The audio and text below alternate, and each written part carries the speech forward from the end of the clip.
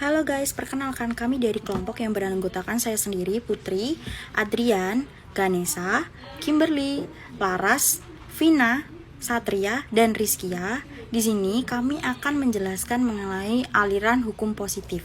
Selamat menyaksikan.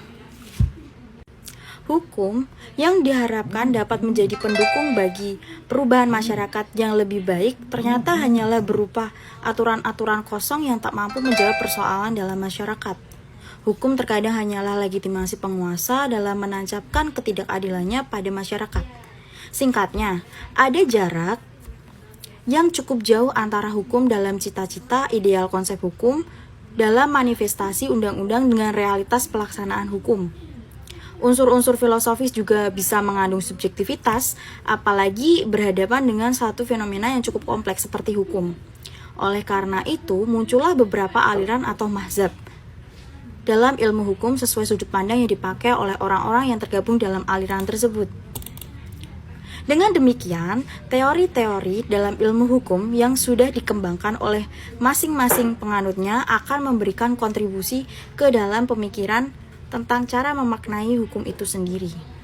Teori hukum ini sebenarnya diawali oleh berkembangnya pemikiran hukum legisme yang berbentuk in optima forma. Perkembangan teori hukum ini berkembang semenjak abad pertengahan dan berpengaruh terhadap semua lapisan negara-negara yang ada di dunia, tidak terkecuali di Indonesia. Positifisme hukum ini untuk pertama kalinya dibuka dalam bentuk rumusan yang sistematikal dan konseptual oleh John Austin. Istilah positivisme pertama kali dipergunakan oleh Saint-Simon pada tahun 1760 sampai 1825 dari Prancis sebagai metode sekaligus merupakan perkembangan dalam aras pemikiran filsafat. Positivisme lahir dalam sebuah perubahan besar yang tidak dapat dikendalikan, terutama di Prancis yang saat itu tengah menghadapi revolusi Portugis yang menentang kekuasaan feodal. Dominasi raja dan gereja yang dibangun pada masa sebelumnya mulai banyak dipersoalkan dan diruntuhkan dengan munculnya berbagai pemikiran yang membuktikan kekeliruan otoritas penafsiran gereja tentang alam dan semesta. Hal ini merupakan resistensi akibat keretakan hubungan gereja dengan umatnya. Menyusul pembunuhan Galileo Galilei karena menentang heliosentrisme yang dianggap mewakili kebenaran saintifitas gereja. Pada masa Renaissance yang ditandai dengan penafsiran kembali filsafat lama yang bertumpu pada kajian-kajian spekulatif mengenai persoalan teologis, metafisika dan alam raya serta manusia, dan Aufklärung yang dicirikan dengan antroposentrisme yang di sistem pengetahuan baru yang bersifat ilmiah mengganti kepercayaan dogmatis, liturgis, konfesional, mistis dan teosentrik mulai ditinggalkan dan dipandang sudah kehabisan nafasnya untuk memandu manusia ke arah kemajuan. Muncullah ilmu-ilmu alam yang lebih dapat memberikan jaminan kepastian dan dapat diprediksikan. Halo, nama saya Ganesha Pramudia Kusuma. Saya dari Fakultas Hukum A1 dengan NIM 1902-510012. Saya akan menjelaskan tentang hukum positif. Aliran hukum positif atau positivisme hukum merupakan salah satu aliran dalam filsafat hukum. Aliran ini memandang perlu memisahkan secara tegas antara hukum dan moral. Yang dimaksud ialah antara hukum yang berlaku dan hukum yang seharusnya, antara das dan moral, antara dasein dan das solen. Sedangkan positivisme hukum sangat mengagungkan hukum yang tertulis dan menganggap bahwa tidak ada norma hukum di luar hukum positif. Bagi aliran ini, semua persoalan dalam masyarakat harus diatur dalam hukum tertulis. Sikap penganut aliran ini dilatar belakangi oleh penghargaan yang berlebihan terhadap kekuasaan yang menciptakan hukum tertulis. Mereka menganggap kekuasaan itu adalah sumber hukum dan kekuasaan adalah hukum.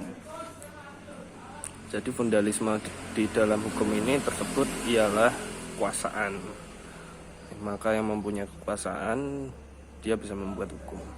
Ada dua corak dalam positivisme hukum, yaitu aliran hukum positif analitis atau analytical jurisprudence yang dipelopori oleh John Austin, dan aliran hukum murni atau Reinhard Steller.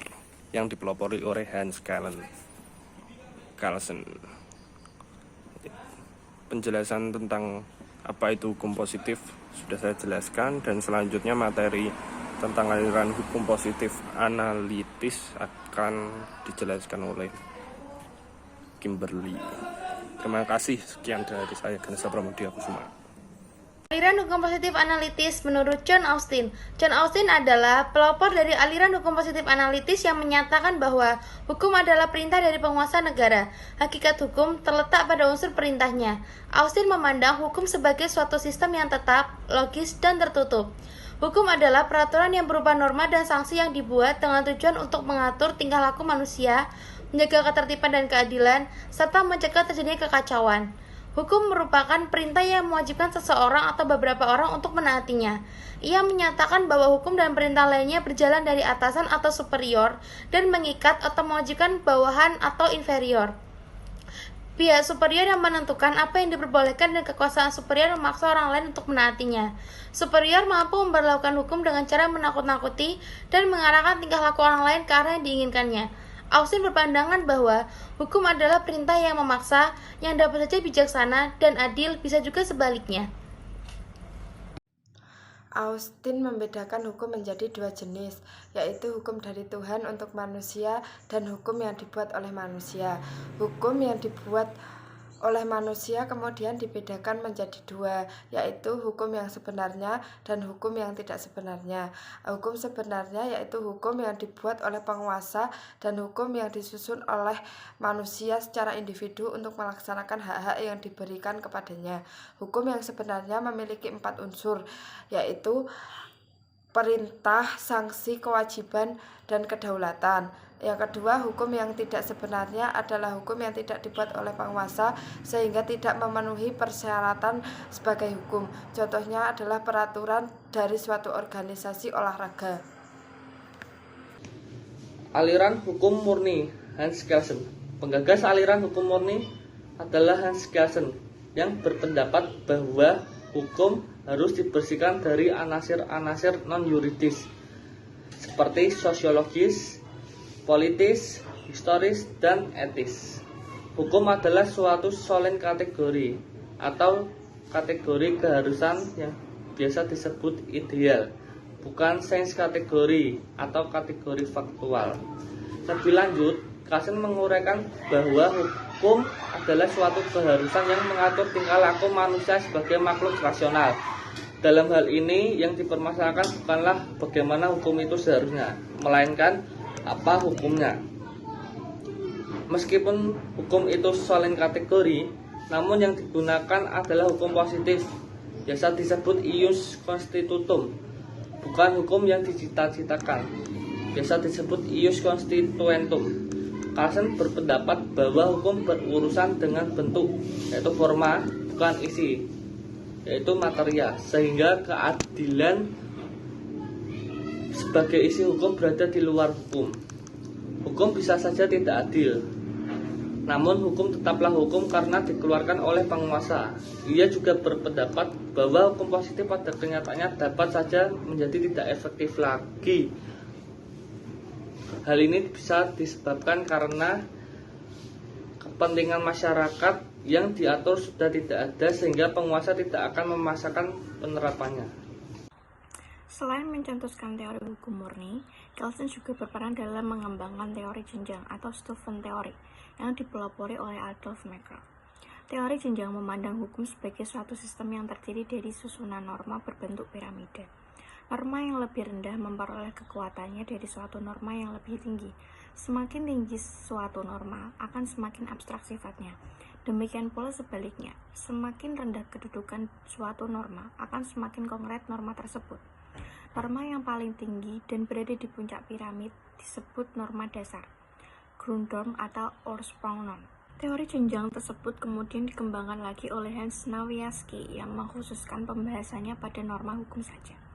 Nawiaski mengartikan hukum identik dengan peraturan yang dikeluarkan oleh penguasa atau perundang-undangan. Teori ini disebut Die Lehre von dem Stufenaufbau der Rechtsordnung, Sistem hukum di Indonesia pada dasarnya menganut teori yang dikembangkan oleh Hans Kelsen dan Hans Snawiaski tersebut.